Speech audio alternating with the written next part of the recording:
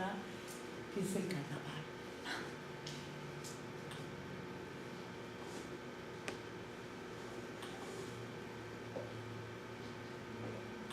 Que son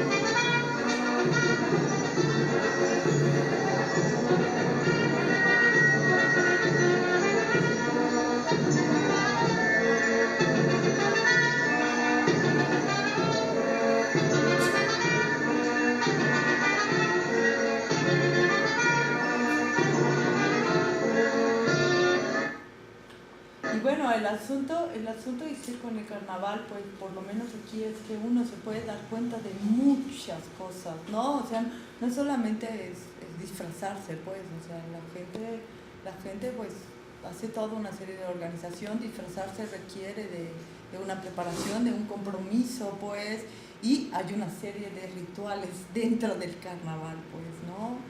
Y bueno, sabemos que, bueno, muchos saben, y los que no lo sepan, pues, el carnaval en específico aquí, pues, se hace para el Señor de los Muertos, ¿no? Que pues, es para el diablo. Entonces, bueno, en su conjunto todo esto hacen de la ritualidad, pues, algo para mí, por lo menos, muy emocionante, muy interesante, y donde se puede aprender, pues, mucho. Y, pues, eso sería todo.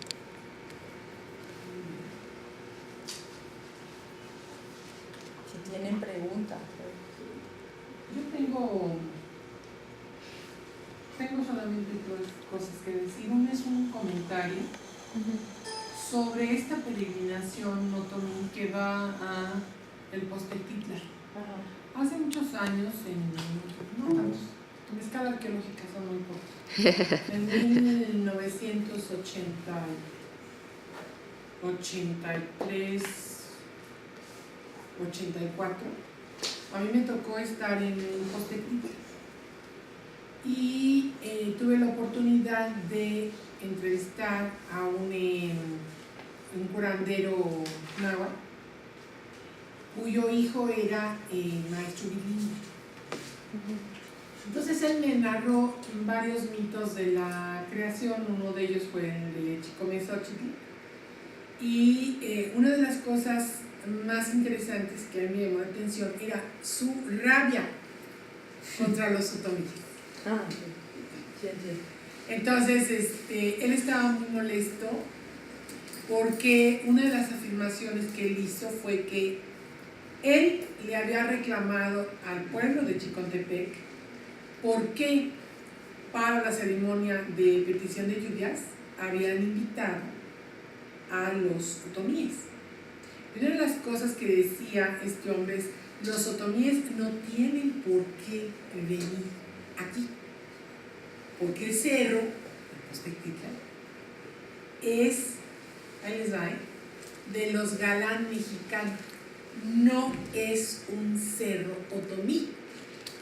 Entonces, ellos fueron unos necios, me decía él, trajeron a los curanderos otomíes a pedir la lluvia y se quedaron privados en el Postectitla. Simple y sencillamente porque ese cerro no es otomí. Eso quedó publicado y por ahí de esas mismas fechas, tal vez un poco más tarde, no lo recuerdo, a mí me llamaba mucho la atención esto, y en una de estas reuniones sobre la Huasteca que hicieron en San Luis Potosí, yo me presenté en una mesa de etnólogos y les decía que eso a mí me parecía una cuestión muy importante y que yo no había encontrado ninguna referencia similar, ¿no? desde el manifiesto, porque ahí era de veras discriminación y desdén por los otomíes por parte de este personaje bastante importante en Chicontepec. Y entonces me acuerdo que hasta un etnólogo se enojó, montó en cólera. Me acuerdo es que eso yo nunca lo he oído, y yo tengo años de trabajar Yo creo que no, porque era bastante jovencito. Entonces le dije, mira, conmigo no es el pleito. O sea, yo les traigo la información porque yo no he encontrado registros de la vista interna que pueden tener los nahuas frente a los otomíes. A mí eso se me hace muy importante, ¿no? Sí. Y eso, pues, eso sí creo que nunca se publicó, se quedó ahí con todo y el berrinche entripado que hizo etnólogo. Y ahora que lo mencionas, pues a mí me parece importante traerlo a colación, ¿no? Esta disputa por los espacios sagrados. Ahora, yo entiendo perfectamente que una golondrina no hace verano, ¿no? Pudo haber sido una opinión muy personal de este curandero. Por cierto, que se me quedan otros 2 mitos que no analicé y no publiqué. Esa es una de las cosas. La otra es, ¿dónde se ubica México chiquito? Porque ahora que he estado platicando con estos curanderos, estos vagos de Santanahuitlalpan, la señora Zenaida parece ser que se inició en México chiquito, no me dejarás mentir, pero a mí me gustaría mucho saber dónde queda ubicado y si este México chiquito es un espacio geográfico privativo de los otomíes, únicamente para ellos, o si van otros grupos. Eso ahorita me lo contestas. Y ya, creo que para terminar es, cuando hablaste de este joven totonaca que está adoptando, porque eso es lo que está sucediendo, ¿no? Adoptando bueno, esto parte pasa de muchas todo. regiones. Bueno, ok. Tú hablaste de figuras recortadas en jaguares. Sí. ¿Sí? Perdónenme, lo siento mucho. Y yo te quiero preguntar qué rasgos específicos tienen las figuras de estos felinos, si tú eres quien los ha interpretado como jaguares o es la gente. Es la gente, pero también sí se vislumbran como jaguares, pues. No, bueno, no como jaguares, como tigres, pues. No, como es que tigres no hay en América. Es que yo traigo un pleito con esa cuestión de que a todo lo que vemos con cara de felino es automáticamente. Ah, no, pero no es una interpretación mía, pues yo le podría haber dado de cocodrilo, pues no. Sí. No, eso ellos, es lo que la gente ellos dice, dicen pues. que son jaguares. Sí, claro que sí. Sí, no. Si no, yo para qué digo. Y no tienes una. No, porque sabes que es muy. Sí, es está. muy repetitivo. Aquí hay algo. Ay, esa es así la que si quieres ver, ay, esa cómpralo. es otra sí, te En quería históricas. preguntar si lo traes para No, vender. no, porque ya lo tengo, pues, pero en históricas, pues que está aquí bien cerquita, pues ahí en la librería de históricas, Okay, ahí está, bien. pues, porque lo Bueno. publicó. Perfecto. Entonces, bueno, no sé si pueden decirme lo de México. Lo de México chiquito, pues sí participan no solo los otomíes, es un sitio sagrado desde hace muchísimo tiempo, pues, y pues tendrías que ir a la región para que te inviten, pues, y sepas exactamente ubicarlo, pues. Lo que yo no, y ahorita menos. Lo que yo quiero saber es ¿qué otros grupos van? Ah, pues van nahuas de la Huasteca, históricamente de Chicón y demás, pues van. Nahuas, otomíes, totonacos, incluso tepehuas, pues de la Huasteca van, ¿no? O sea, es una peregrinación, pues no de ahorita, que incluso ahorita ya se hace cada vez menos, pero es el sitio sagrado para muchos grupos que no solo son los otomíes, ¿no? Muy bien. Y bueno, esta percepción de los otomíes pues está en las fuentes coloniales, no nada más en la actualidad, pues, ¿no? No, eso yo lo sé.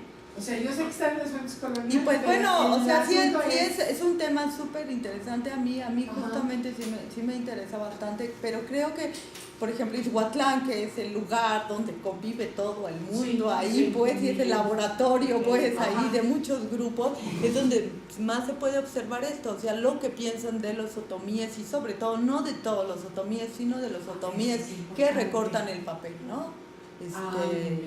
Digo, o sea, habrá, y como, sí, igual hay gente náhuatl que dice, bueno, yo aprendí a cortar papel de un otomí, ¿no? Pero habrá gente que diga, pues los otomíes son mugrosos, son groseros, ajá, son brujos. sí. Entonces, bueno, también hay muchas cosas, pues, y pues uno puede percibir cuando ve a estos dos grupos, pues en un ritual, por ejemplo, en este, ¿no? Cómo llegan los otomíes, pues uno puede entender también ciertas cosas, ¿no? O sea, los náhuatl, pues todo lo ponen sobre la mesa, todo tiene que organizarse de cierta forma. No es que los otomíes no sean organizados, pero se organizan de otra forma. Es como cuando entrar al cuarto de mi sobrina adolescente, ¿no? Pero ella sabe dónde está cada una de sus cosas, pues tiene una organización, ¿no? Y pues, no sé, otro lugar donde tiene que estar cada cosa en su lugar, por colores, son diferentes formas de pensar, de organizar el espacio, pues, y eso a veces es como conflictivo, pues, ¿no? Es un poco lo que pasa con todos los seres ¿Tú no has humanos. hecho estudios específicos sobre esta cuestión? ¿O tienes alguna publicación sobre la cuestión de cómo piensan, pues? De cómo se ven unos a otros. No, apenas he estado vislumbrando esto, pues. Porque creo que el mejor laboratorio para estudiar estas cuestiones es donde pues hay grupos de frontera, ¿no? O sea, donde hay fronteras, pues, ¿no? Y pues en la sierra estamos prácticamente en territorio otomí. A ver, entonces México chiquito está en territorio otomí. Pero por supuesto. ¿Y en qué estado? En Hidalgo. Ok, gracias. ¿Cuánto tiempo dura la peregrinación de San Bartolo a México chiquito? Pues es que eso depende mucho del especialista ritual, pues, ¿no? O sea, un especialista puede decir, el que organiza toda la peregrinación puede decir, vamos a tener que pasar por este y por este y por este y por este y por este, ¿no? O nada más vamos a pasar por estos dos lugares, pues, ¿no? Entonces, si va a pasar por todos los lugares, pues puede durar 2 semanas. Si va a pasar nada más por 2, pues 1 semana, ¿no? Porque pues sí hay que caminar. ¿Y de qué depende? ¿Que dure más o menos o que pasen por un lugar? De una cuestión muy práctica, que son los recursos, pues, con los que se cuenta en realidad, ¿no? Y también de justo la época en que lo hagan, pues, porque sí, eso es muy importante. Si el río crece, ya no se puede pasar. Entonces, bueno, sí, o sea, si lo hacen justo en época, digo, este año fueron, pues, pero ya justo cuando empezaron las lluvias. Entonces ahí se tiene que reducir el tiempo y los espacios y todo, pues, ¿no? Porque sí es peligroso. Todo les interesa mucho. En una de tus fotos yo vi que mencionaban los recortes de los jaguares, pero yo también vi aves, y entre esas aves vi garzas. Ellos hablan sobre el uso de la garza o nada más lo tienen de recorte como animales que viven en la naturaleza. No, lo tienen como animales que son el águila. Es el águila, pues, pero el águila no representada como vemos las águilas, ¿no? Es lo mismo que dice Angélica, ¿verdad? Digo, no necesariamente lo que nosotros veamos es lo que ellos significa, pues. Digo, por eso decía, por una parte es maravilloso que se recorte el papel y que se tengan ahí los dioses. Por otra parte es peligroso porque uno siempre como observador pues tiene un referente, ¿no? O tiene un referente pues, muy literal de las cosas, lo cual te puede llevar a muchísimas equivocaciones, o tiene un referente muy abstracto, ¿no? Como Dalí. ¿No es cierto? Pues sí, un poco así. Bueno, los otomíes también son bastante abstractos a veces, ¿no? Digo, y yo pienso en todas estas pinturas, pues, todas estas representaciones del México prehispánico. Pues sí, vemos una iconografía a veces muy realista, pero a veces vemos una iconografía totalmente, o sea, representar a Quetzalcóatl como Venus en una cosita que parece una flor, pues a ver quién le entiende, ¿no? Piña Chan, ¿no? O sea, ese tipo de cosas que a veces el icono, la imagen, nos pueden decir cosas muy literales, pero a veces nos pueden llevar también a observaciones, así como hay muchos arqueólogos aquí, ¿verdad? No, ¿verdad? Pues a veces a ese tipo de cosas que hacen los arqueólogos, ¿no? Entonces, no, es que sí parecen garzas, pero no son garzas. Sí son águilas. Ajá. Sí, la forma del águila. Sí son águilas, pues, pero pues bueno, ¿no? Es el dios más conchudo. Sí, o bueno, vemos esa representación de Quetzalcóatl con el como de pato, pues, Quetzalcóatl de su vocación a Ejecatl. Pues bueno, pues sí, así está bien, ¿no? Pero pues bueno, uno puede pensar otras cosas totalmente diferentes. Pues, es un poco esto. Bueno, yo siempre pienso también en esa forma de representar las cosas, que a veces no es totalmente literal, sino simbólica, pues a veces muy abstracta, ¿no? Tendría que ver con lo que decías, que cómo te creas una imagen cuando te lo cuenta el especialista. Tendría que ver esa cuestión con lo que estamos diciendo de nosotros vemos una garza y dice que es una águila. Pues bueno, yo creo que tiene que ver con la cuestión de los detalles, justamente que hablaba yo, ¿no?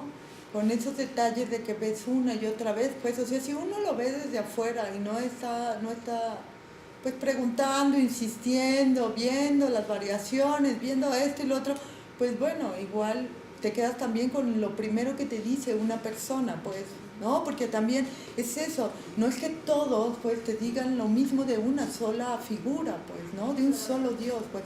Cuando encuentras coincidencias en ese discurso, en varios lugares, entonces te pones a dar de saltos, porque ya descubriste algo, así de pequeño, algo, pues, que coincide.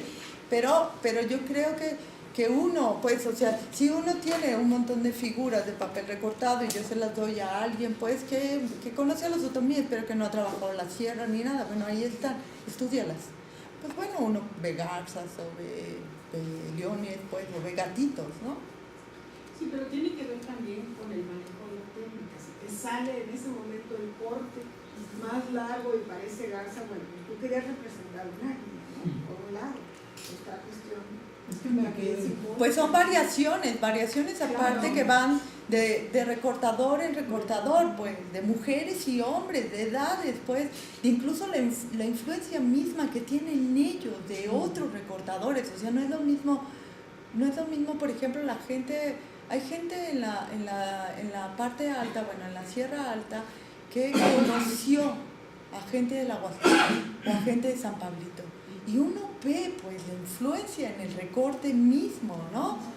En cambio, la gente que no ha salido, pues, tiene otro tipo de recortar. Entonces, de esos detalles justamente son los que yo hablaba, pues, ¿no? Y a veces uno se deja llevar por un discurso solamente, por una cosa, pues, por una imagen, ¿no? Creo que no solamente en el ritual, pues yo creo que en general en etnografía, en el trabajo etnográfico, uno tiene que repetir, estar presente, pues. Y por supuesto, pues si no hablar la lengua con fluidez, porque bueno, el otomí no es que sea súper fácil, pues, ¿no? Por lo menos entenderlo, ¿no? Porque si uno, bueno, a mí sí me queda bien claro, pues, que yo me perdía de mucho, ¿no?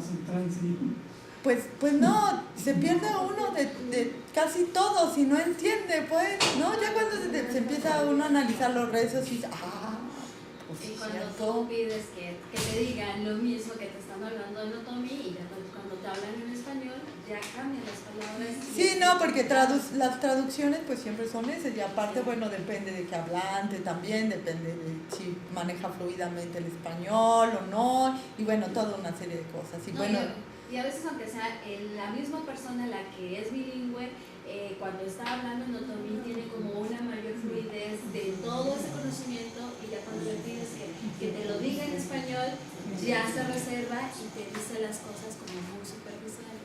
Sí, pues bueno, son diferentes discursos, ¿no? No hay nada como escuchar a la gente que es en su lengua, ¿no?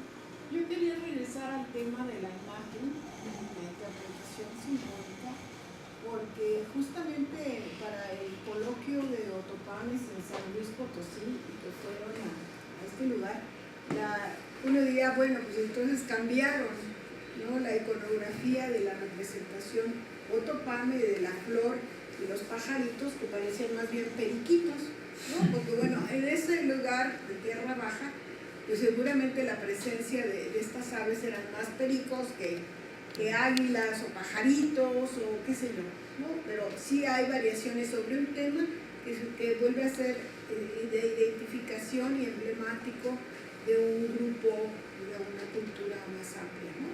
Yo creo que vas a encontrar ese tipo de detalles. Sí, no, es que me quedé pensando en el trabajo de Sandra, donde está el león y ellos le dicen que es un lobito, ¿no? Ajá. Es un lobito. Y lo dice él, nosotros decimos es que ese es un león, le decía ella es que es un león, no, es un lobito. Es un lobito. Es un Como el lobito. Principito, ¿no? Dibujando el cordero. Pero tú tenías algo. No, bueno, es que yo hacía la pregunta porque yo estoy investigando las garzas en el ámbito otomí, entonces es una cosa muy extraña encontrar en tierra otomí representaciones muy realistas de garzas en arte rupestre. Entonces ando tras la pista del arte rupestre en otras expresiones y he encontrado en códices representaciones de garzas y otras utilidades que tiene la pluma de la garza. Pero una relación directa, ni siquiera lingüística hay una palabra hasta el momento. De todas las personas con las que he hablado, hablan sotomís de diferentes regiones, tanto de Hidalgo como del Estado de México, y no se tiene una palabra que te diga garza en otomí. Entonces, por principio de cuentas, no tenemos una palabra que defina garza en otomí y hay garzas en territorio otomí. Entonces, ¿qué hay detrás de esa representación en territorio otomí? Entonces, por eso es que yo sigo buscando como otras representaciones entre otros otomís de las mismas garzas. Pero has preguntado, en esas regiones te has preguntado, ¿hay garzas? Sí, entonces hay garzas. ¿Sí las han visto? Sí las han visto, las hay. ¿Y cómo no va a haber una palabra? Pues, ¿cómo te dice la gente? Le dice garza. O sea, no hay... o sea, ni siquiera hay un... No, o sea, la O sea, no como caballo, pues, que le dicen como el gran venado. Pues. No lo hay. ¿No? No la hay. Ellos te dicen, pues son garzas. Sí, pero como, o sea, un vocablo en otomí. No, es que estoy pensando que sí hay una palabra para garza, pues, pero yo no la recuerdo, sí la tengo registrada porque justo el año pasado se hizo un estudio, yo participé con el INALI sobre las variaciones y trabajamos la lista de Hasselmann y en una de esas, pues, porque era para ver pues, las relaciones con el español. Había una de las preguntas era garza y creo que sí hay una palabra para garza. De hecho, ni en el diccionario que sí, apenas publicaron tampoco no aparece. En ningún diccionario de otomí viene No, garza. en ese nuevo que sacaron de Querétaro que tiene 3 tomos y en el de que preparó Eva tampoco viene. Viene, la única diferencia que yo he en el de la encontrado sierra tampoco. sí, también, que se escribe con S. Pues esa lista de Hasselmann creo que sí trae garza y creo que sí contesta. No, de hecho también en el vocabulario trilingüe. No, bueno, nunca hay que decir nunca. Bueno, Pues, más bien yo creo que depende del hablante, pues, porque aparte, bueno, hay muchos tipos de hablantes y eso, y en eso de las preguntitas, pues, para las listas y para preguntas, o sea, para este tipo de cuestiones, sí necesitas buscar un poco más, porque yo casi estoy segura que sí hay una palabra, pues, ¿no? Entonces, pues, no hay que decir que no, bueno, no la hay. Y sobre todo si encuentras representaciones, o sea, la garza no es que llegó después como el caballo, y si el caballo tiene un nombre en otomí, pues, aunque sea gran venado, pues, ¿no? Sí. ¿Por qué la garza, no? Sí, y es lo que me dicen, nunca nos habíamos puesto a pensar en eso porque sabemos que son esas aves que aparecen en época de lluvias y como son blancas todos las conocemos como garza. Pero una palabra en otomí nunca nos hemos puesto a pensar y la gente mayor dice, pues es que es garza. Y pero es muy extraño eso. No, es como una cosa muy extraña. Entonces, en náhuatl sí existe la referencia. No, y en otomí seguro que sí. Ya me voy a ver aquí. Pero bueno, sí, Y en la gente que Ni en el de urbano tampoco viene. Sería como muy interesante interesante ver que, no sé, en algún diccionario, en cierta región y en cierta época, sí se tenía el conocimiento y en el resto de los diccionarios. Bueno, pero piensa que también los diccionarios, pues digo, los diccionarios, pues sí, te ayudan un montón, pero tampoco es Hacen lo que que pueden. abarque todo el contexto lingüístico, pues, porque, Sí. pues, o sea, digo, aparte los diccionarios se preparan en un tiempo específico con ciertos informantes y salen muchos años después, pues, ¿no? Entonces, bueno, también, o sea, uno sí se apoya, pues, en los diccionarios, son un gran trabajo, yo no quiero desmeritar para nada, es un enorme trabajo, Pero pues uno tiene que ver que se construyeron en contextos de hace, ¿qué te gusta? 30 años, porque para que un diccionario salga pasa muchísimo tiempo porque es un gran trabajo.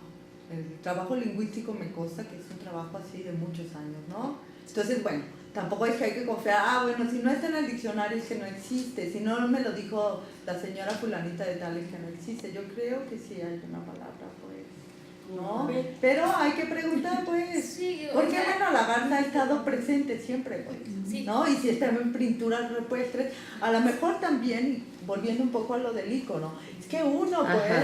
uno tiene esa mirada de garza, es garza, pues, a lo mejor es que no es, o sea, no es esa garza que tú como mestiza, bueno, no sé de dónde seas, pues, yo como mestiza me imagino la garza, pues, ¿no? Y ya tengo toda una representación, pues ese es el asunto, pues, otra vez como volver, cómo le entramos, pues, a cómo ve la gente cierta imagen, pues, muy realista, ¿no? O llevas la pintura rupestre a los obesos, ¿no? ¿Qué es este animalito que está aquí? ¿No? Oiga, ¿esta es una garza? Pues sí, es una garza, pues, ¿no? ¿Qué es esta ave, no? O sea, ¿qué es esto? Pero sí se puede rastrear y ya lo rastreamos. Tenemos ya identificadas 2 tipos de garza y están en la región actualmente. Entonces, ahí no es tampoco de que yo haya dicho es garza, ¿no? Porque biólogos ya estudiaron la imagen. No me refiero, no dudo que sea una garza, pues, o sea, no. Yo a lo que me refiero es una garza para la gente, para los otomíes, es una garza. Ajá. O sí, lo que pasa es que ellos no así tienen como te conocimiento. imaginas ese papel recortado, pues. Pues igual uno no le puede ver cara de garza o de águila, la o diferencia que de de, pronto bueno, no no- de sopilote, definitivamente. El problema que hay en el arte rupestre en algunos lugares es de que no saben qué son, pero en otros lugares cercanos sí lo identifican, o en otros sitios de arte rupestre, en el mezquital por ejemplo, sí se ha encontrado como patrones en donde te identificas el mismo elemento y la misma cosmogonía otomí del mezquital. Habla sobre esos elementos que están ahí en la roca. Habla sobre la serpiente, habla sobre el venado y toda esta influencia que viene.